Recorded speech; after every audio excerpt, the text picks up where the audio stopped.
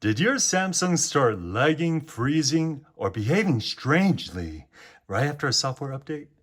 Before resetting the phone, there's one recovery option worth checking.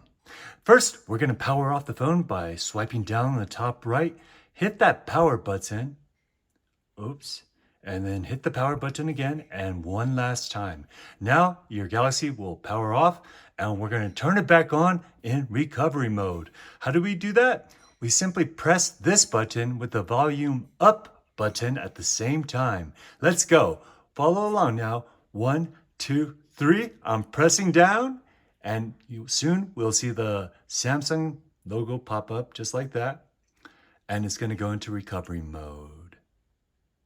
Okay, now we are in recovery mode. No matter what, do not choose Wipe Data Factory Reset now. That erases the phone. That's not where our intentions are.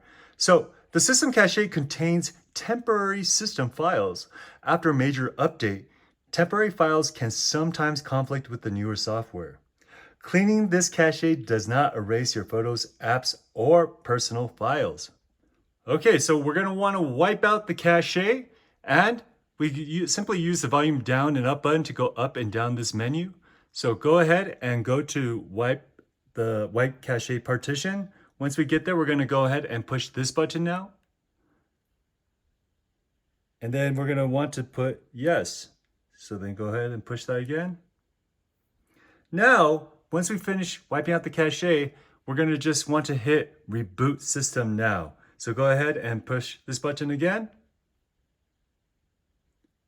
And soon we'll see the reset with the Samsung logo pop up.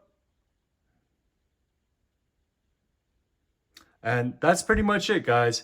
So now, hopefully, your glitches and all the issues will go away.